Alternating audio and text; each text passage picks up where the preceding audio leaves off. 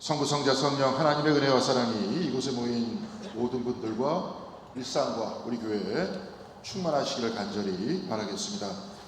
지난주 존스 홉킨스 대학교의 뇌과학자 수전 맥세먼과 구글의 디자인 개발부 총괄 책임자인 아이비 로스가 쓴 뇌가 힘들면 미술관에 가는 게 좋다, 이 책을 우연히 사서 읽게 됐습니다.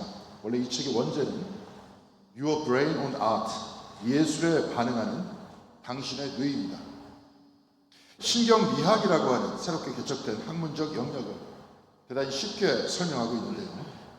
인간의 뇌는 1000억 개 이상의 뉴런, 신경세포로 이루어져 있는데 이것들이 서로 1000조 개 이상의 시냅스, 곧 회로를 만들어낸다는 겁니다. 뇌를 회로를 중심으로 그려낸 그림이 있는데요. 다음과 같습니다. 뇌는 고정된 것이 아니라 전두엽과 두정엽과 측두엽과 후두엽에 있는 다양한 신경세포가 끊임없이 연결되고 나누어지면서 삶의 경험에 반응한다는 겁니다. 그런데 이 뇌의 특징이 있다고 합니다. 뇌는 모호한 것을 불편해하고 그렇기 때문에 명확한 이유와 맥락을 원합니다.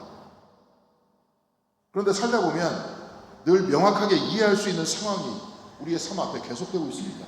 그렇지 않지 않습니까? 인생은 명확하지 않습니다.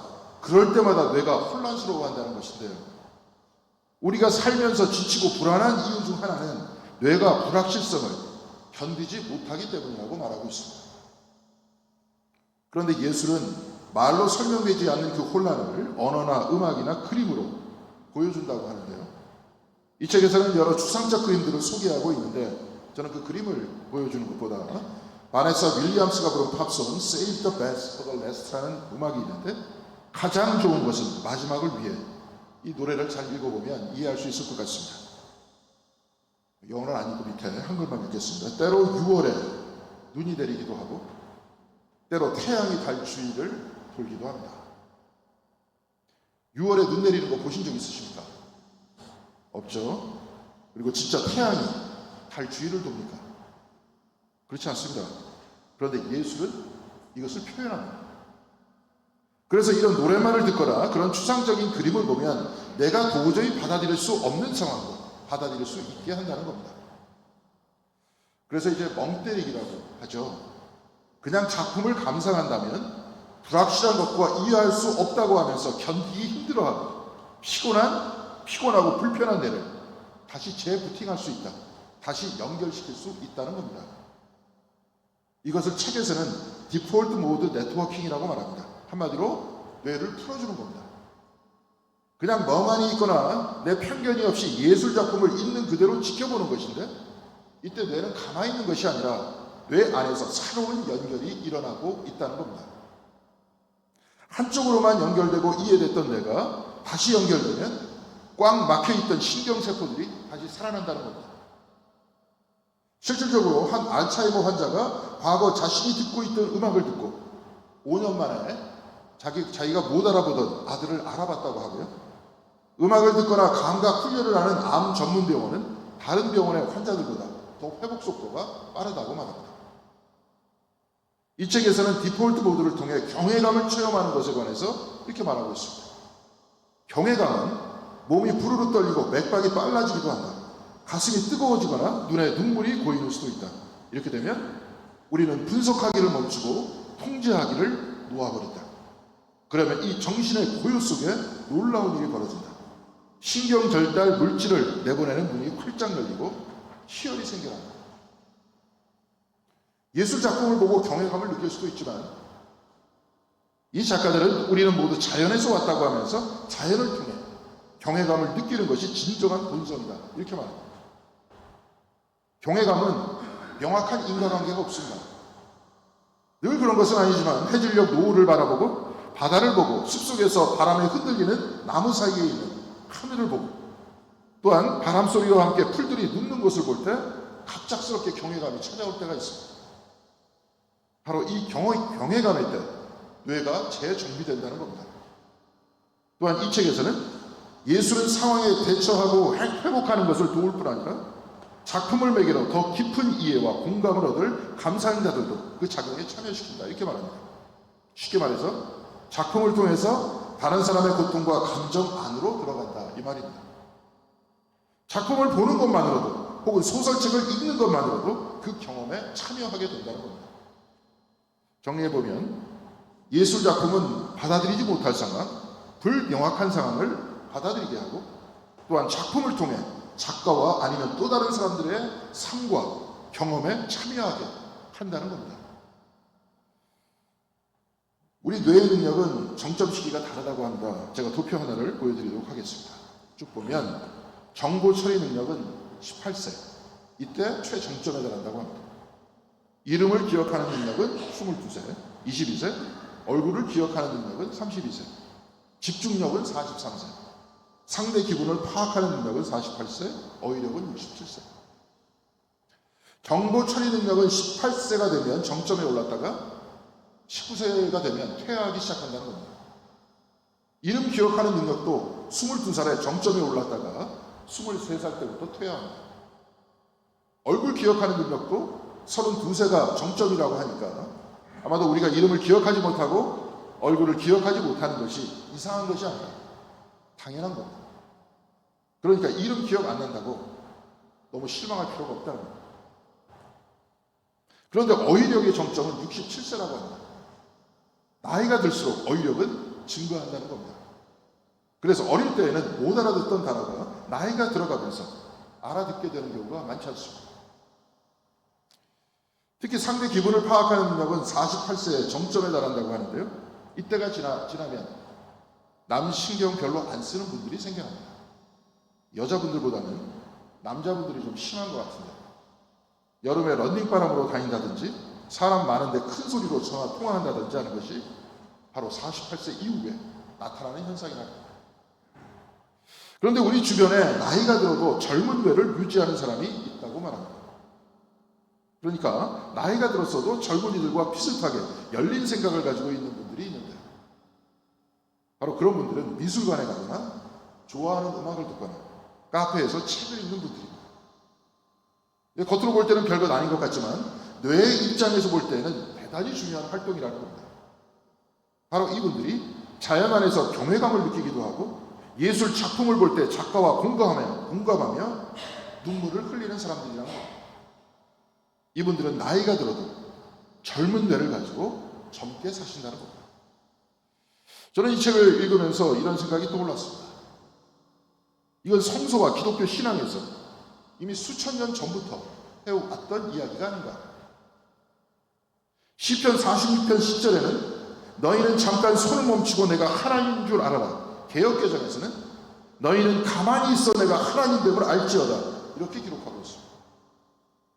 내 생각대로 세상이 돌아가지 않아서 불안해진 나에게 세상이 내 뜻대로 되어야 한다는 뇌를 가진 나에게 하나님께서는 가만히 있으라고 하십니다.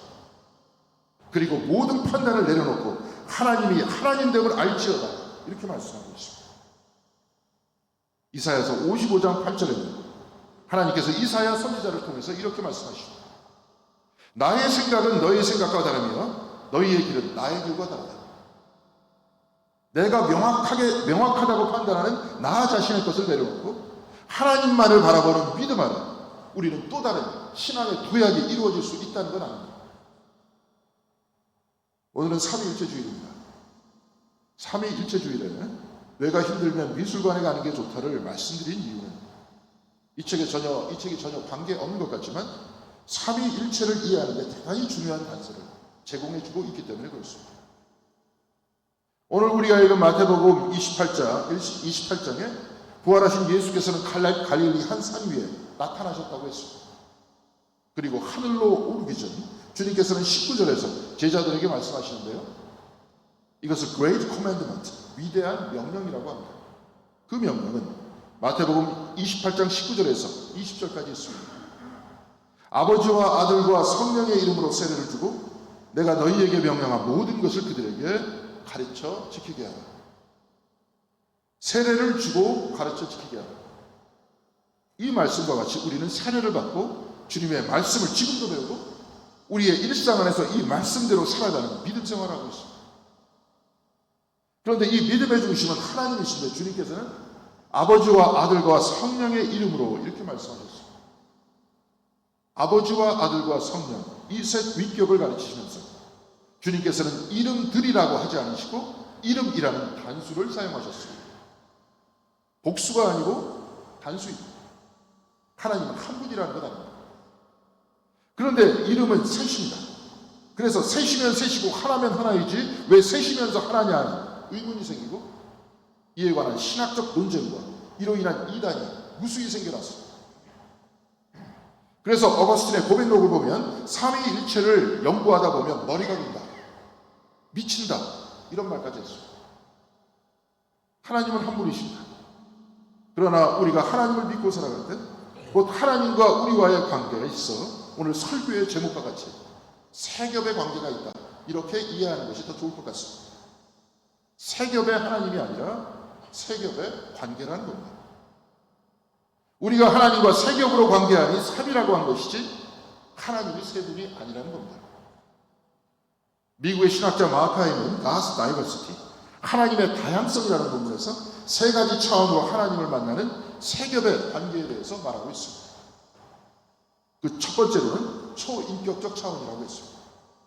그리고 두 번째로는 인격적 차원이라고 했고 세 번째로는 소통의 차원이라고 했습니다.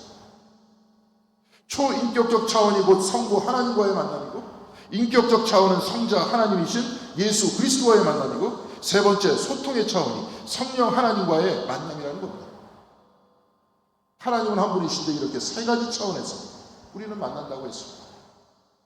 특히 세 번째 성령 하나님의 소통의 차원이란 성령 하나님으로 인하여 우리가 인격을 넘어선 성부 하나님과 관계를 맺고 또한 성령 하나님을 통해서 인격적 하나님이신 예수 그리스도와의 관계를 갖는다는 겁니다. 약간 어렵게 들리겠지만 하나하나 살펴볼 수 있도록 하겠습니다. 첫 번째 초인격적이다. 이 말은 이해는 가는 것 같은데 가슴에는 와닿지 않을 것입니다. 한번 생각해 보겠습니다. 뇌가 힘들 땐 미술관에 가는 게 좋다 이하면 예술 작품을 있는 그대로 접하는 것이 좋다 이렇게 말했는데요. 우리 교회도 하고 있는 침묵기도의 전통은 사막의 교부들과 중세 수도원에서 나온 겁니다. 이들이 하나같이 강조한 것이 있습니다. 그것은 하나님은 소음 속에서 만나는 것이 아니라 침묵 속에서 가장 가까이 만날 수 있다는 그런 말인데요. 오늘 예배도 기원 후에 침묵으로 시작했죠. 여러분이 지금 제 설교를 들을 수 있는 것은 어떻게 들을 수 있습니까? 조용하기 때문에 들을 수 있는 건 아닙니다.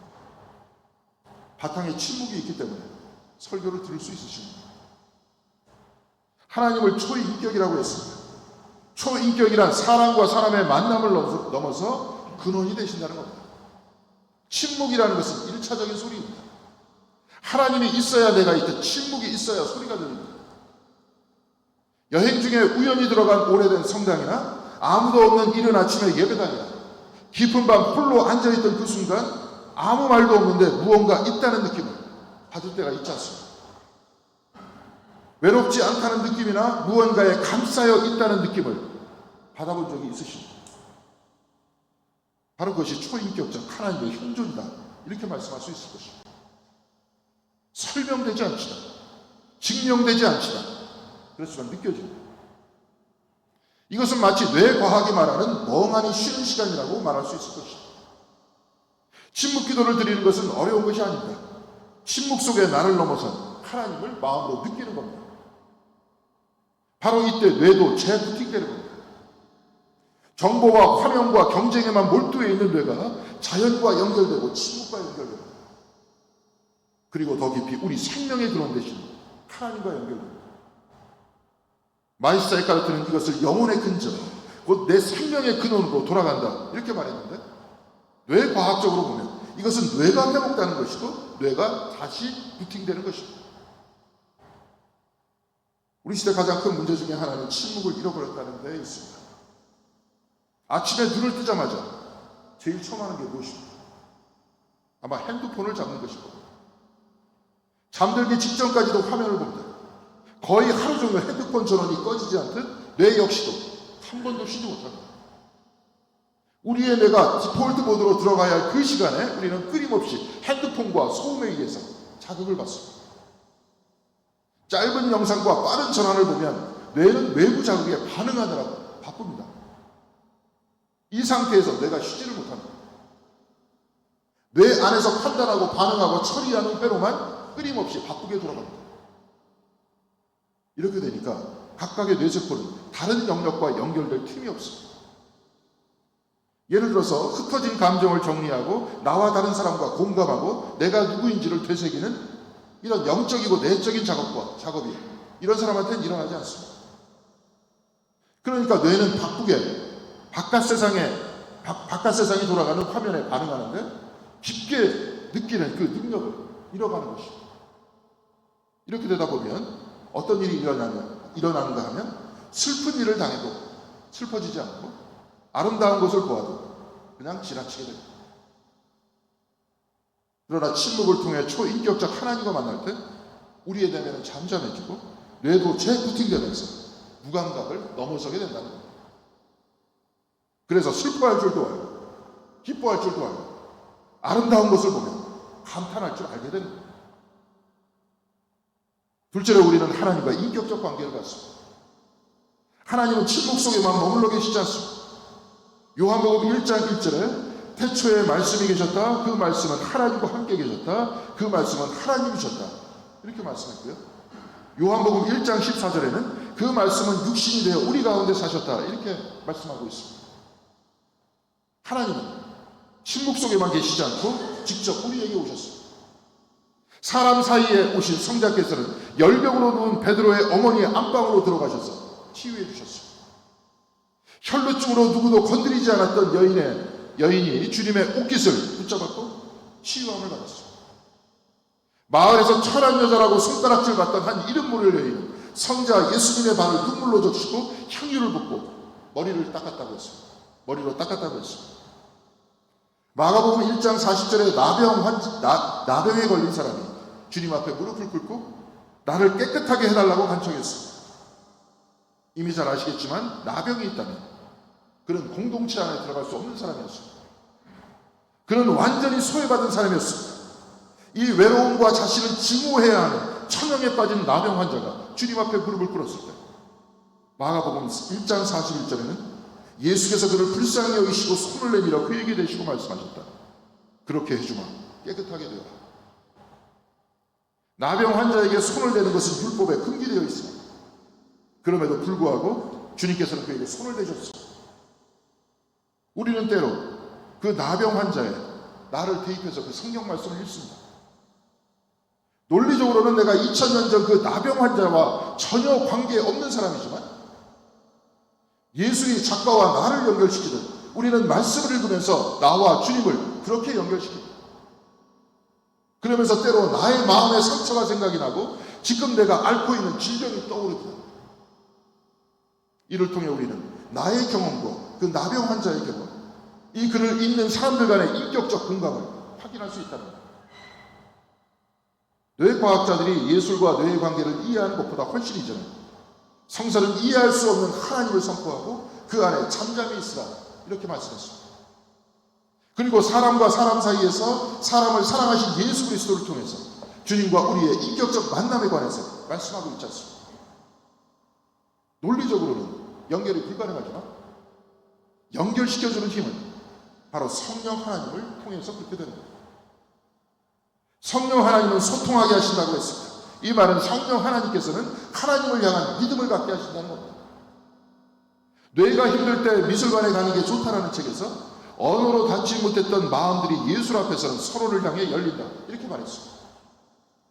그림을 통해 음악을 통해 소설 이야기들을 통해 나와 작가와 만나고 나와 주인공과 등장인물이 만나고 이를 통해 서로가 마음이 열려지게 된다.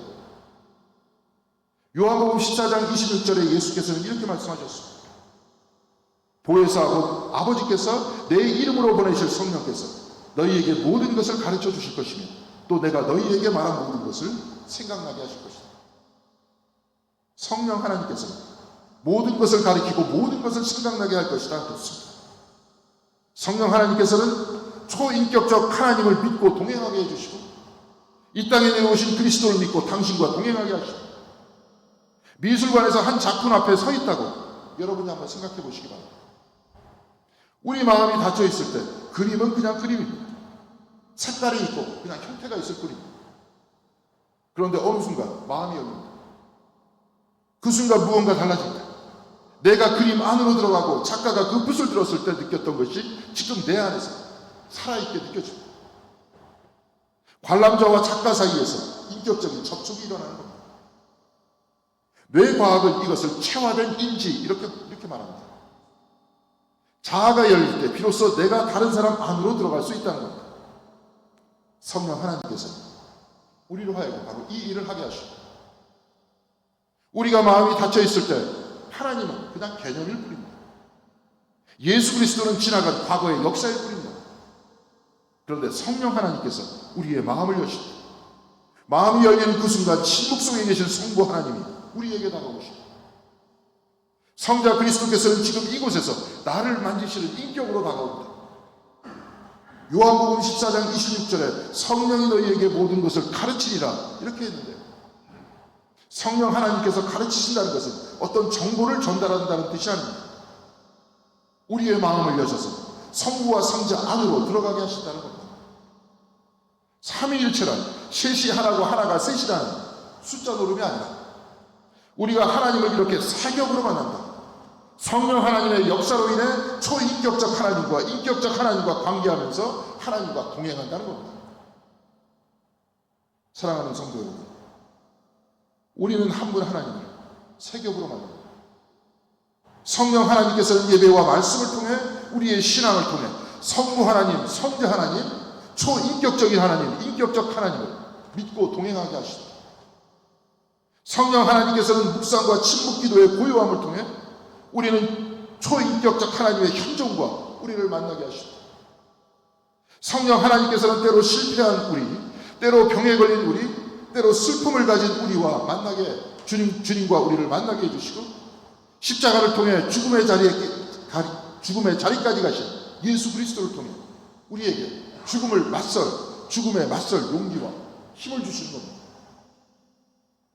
이 신앙생활을 좀 더 진지하게 집중하고 침묵기도와 말씀을 읽고 찬양하는 습관이 생기면 우리의 영혼뿐만이 아니라 우리의 뇌도 활발해지는 겁니다.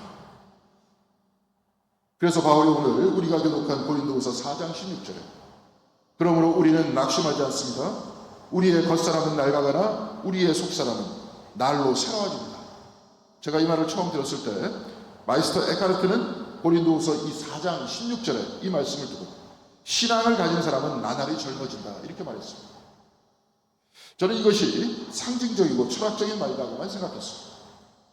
그런데 뇌가 힘들면 미술관에 가는 게 좋다 이 책을 읽으면서 실제로 젊어질 수 있다는 확신을 해봤습니다.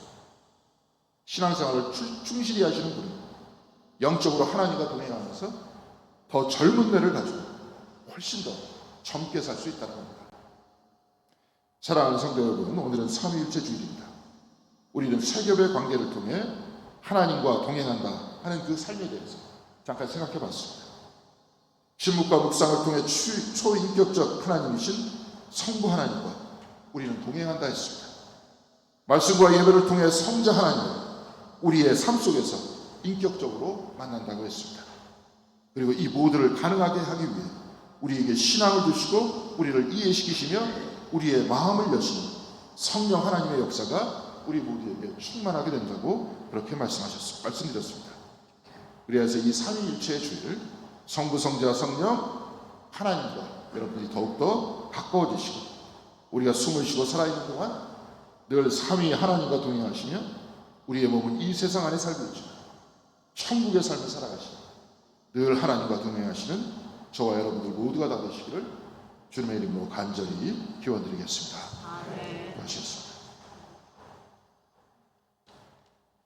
성부, 성자, 성령 셋이 하나이고 하나가 셋이라는 이러한 이야기가 아니라 우리는 때로 우리를 넘어서 초인격적 하나님을 우리가 만나고 때로 우리는 성경 말씀을 통해서 인격적 예수 그리스도를 우리의 마음속으로 만나고 이 모든 만남을 가능하게 하시는 분이 성령 하나님이심을 또한 우리가 듣고 깨달았습니다. 우리가 늘 삼위 하나님과 동행하고 있사오니 주여 우리에게 힘을 주시고 비록 이 세상 안에서 우리가 피곤하고 지치지만 우리가 그때마다 무릎 꿇게 하시고 기도할 수 있도록 인도하여 주셔서 우리가 늘 하나님과 동행하고 세상과 더불어 지치지 않고 또한 세상 위에서 살 수 있는 저희들의 삶이 될 수 있도록 인도하여 주시옵소서. 바로 이 삶이 우리를 밝혀줄 수 있도록 도와주시고 우리가 신앙생활을 해나가는 순간순간마다 또한 예배드리는 순간마다 가정에서나 직장에서나 우리가 잠자리에 들 때나 늘 하나님과 함께하며 기도하고 예배하는 저희들의 삶이 될 수 있도록 인도하여 주시옵소서. 이 모든 말씀 우리 주 예수